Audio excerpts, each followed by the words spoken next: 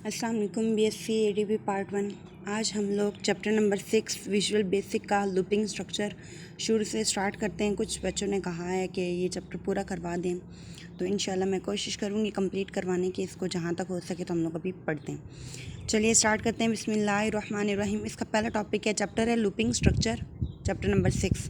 तो फिर इसका टॉपिक भी पहला क्या है, looping structure. Looping structure, a type of control structure that repeats a statement or set of statements। क्या कहते हैं कि एक टाइप हमारे पास कंट्रोल स्ट्रक्चर की जो रिपीट करती है एक स्टेटमेंट को या उसके सेट को, उसको हम क्या कहते हैं, looping structure. A type of control statement that repeats a statement or set of statement is called looping structure. अब इसको मैं आपको बताती हूँ कि होता कैसे है। कि वो कहता है कि एक स्टेटमेंट है, जैसे मैं कहूँ कि प्रिंट हेलो वर्ल्ड, ठीक है।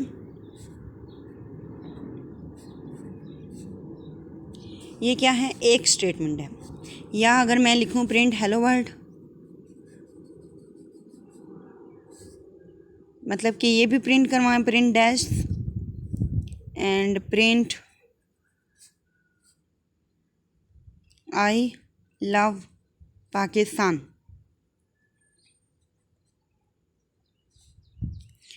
अगर मैं यहाँ तक प्रिंट करवाती हूँ तो ये क्या है, एक स्टेटमेंट है।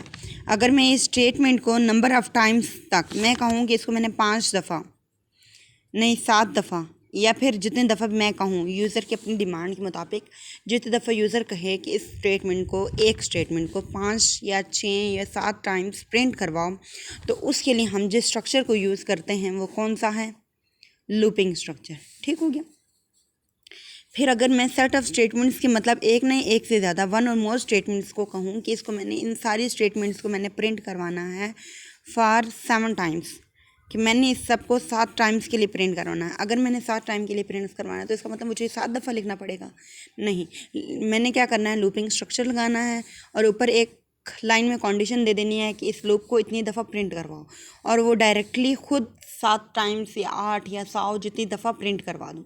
अब इसका फ़ायदा क्या हुआ, अगर हम सिंपल प्रोग्रामिंग करते हैं तो मुझे क्या करना होगा, इन सेट्स ऑफ स्टेटमेंट्स, हो सकता है कि इससे ज़्यादा हो, पूरे पेज की स्टेटमेंट्स हो सकता है कि 100 से अबव हों स्टेटमेंट्स, उन सब को प्रिंट करवाने। क्या मैं वो सारी 100 स्टेटमेंट्स 100 दफ़ा लिखूंगी कि मैं प्रिंट करवा दूँ स्क्रीन पे? नहीं, बल्कि मैं क्या करूँगी, मैं वो सारी स्टेटमेंट्स एक ही टाइम्स लिखूँगी, उसके शुरू या एंड पे, ठीक है, एक कंडीशन दे दूँगी जिससे वो लूप खुद ब खुद चलता रहेगा और वो सारी स्टेटमेंट्स जितनी टाइम्स, जितने नंबर ऑफ़ टाइम्स मैं चाहती हूँ वो प्रिंट हो जाएं। तो फ़ायदा क्या है बेसिकली इसका, कि हमारा प्रोग्राम ईजियर हो जाता है।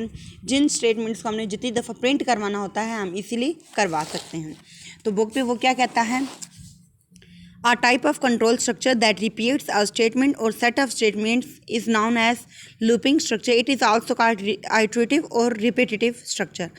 एक हमारे पास कंट्रोल स्ट्रक्चर जिसमें एक स्टेटमेंट को या उसके सेट को रिपीट किया जाता है नंबर ऑफ़ टाइम्स में, उसको हम लूपिंग स्ट्रक्चर कहते हैं, और इसी को हम आइटरेटिव या रिपीटिव स्ट्रक्चर भी कहते हैं। ठीक है।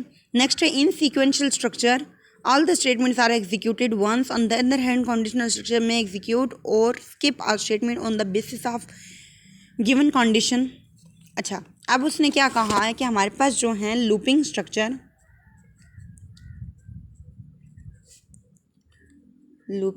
स्ट्रक्चर, उसकी आगे से मज़ीद 2 ब्रांचेस हैं। एक है हमारे पास सीक्वेंशियल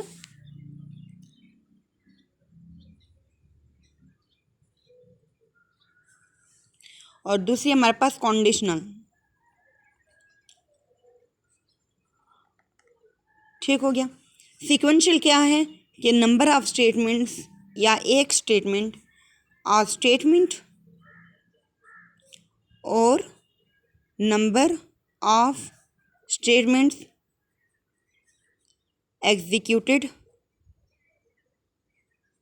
इन आ सीक्वेंस, यानी कि इसमें जो भी स्टेटमेंट्स होंगी, एक हों या 100 हों, जितनी भी हो नंबर ऑफ़ स्टेटमेंट्स, उनको जब हम प्रिंट करवाएंगे तो वो एज आ लाइन वाइज चलेंगी। पहले एक दफ़ा प्रिंट हुई, फिर दूसरी दफ़ा, तीसरी दफ़ा।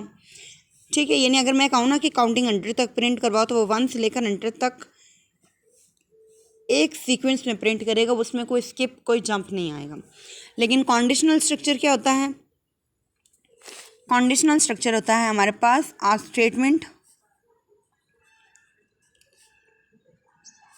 और a set of statements not executed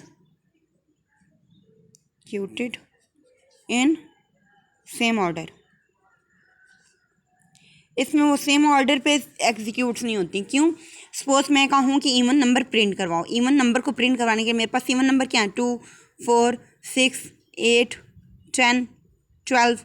अब इन नंबर्स को प्रिंट कर मैं एक सीक्वेंस तो नहीं लेके आ रही ना, मैंने एक कंडीशन दे दी है कि अगर वो नंबर इवन है, इवन नंबर मतलब कि वो 2 पे डिवाइड होता है तो उसको प्रिंट करवा दो, और अगर वो नहीं होता तो उसको क्या करो, स्किप कर दो। अब जो मैंने स्किप का कहा ना, कंडीशन तभी ट्रू होगी जब तक वो इवन रहेगी, और नंबर जाता जाएगा तो क्या हो जाएगी, कंडीशन फॉल्स हो जाएगी। तो ये हमारे पास क्या हो गया, कंडीशनल सेंटेंस, यह कंडीशनल स्ट्रक्चर। अच्छा जी, नेक्स्ट वो क्या कहता है, बेसिस ऑफ गिवन। अच्छा, in some situations it is required to repeat a statement or number of statements for a specified number of times. Looping structure are used for this purpose. यानी कि अगर हम बाज़ दफ़ा सम सिचुएशंस में क्या कहते हैं कि एक स्टेटमेंट को या नंबर ऑफ स्टेटमेंट्स को एक स्पेसिफिक नंबर ऑफ टाइम्स के लिए आप रिपीट कर दो, तो इसके लिए हम जो स्ट्रक्चर यूज़ करते हैं उसको क्या कहते हैं, लूपिंग स्ट्रक्चर, और यही पर्पस है इसका। There are different types of loops available in Visual Basic. Loops are usually used for 2 purposes. वो कहता है कि इसके नंबर ऑफ हमारे पास हैं लूप्स की कैटेगरीज हैं, जिनमें 2 मेन पर्पस जो हैं इस लूप के वो क्या है, to execute a statement or number of statements for a specific number of times. For example, you may want to display a message for 100 times. आप एक स्टेटमेंट को या नंबर ऑफ स्टेटमेंट्स को एक स्पेसिफिक नंबर ऑफ टाइम्स के लिए आप print करवा सको।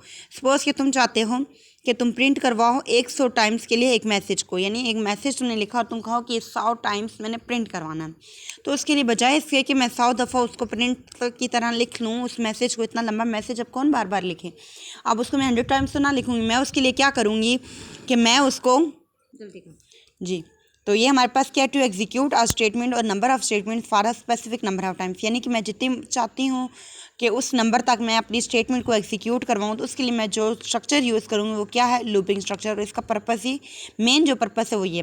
दूसरा, to use a sequence of values for example to display first 15 natural numbers.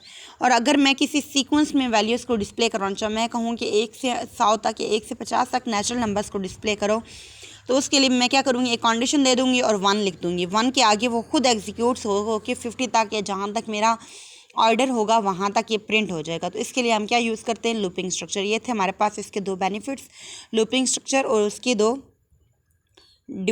Branches. ठीक है, तो जिस पे हमने बात की, नेक्स्ट लेक्चर में हम इंशाल्लाह अगला देखते हैं। अभी इजाज़त दीजिए, अल्लाह हाफिज़।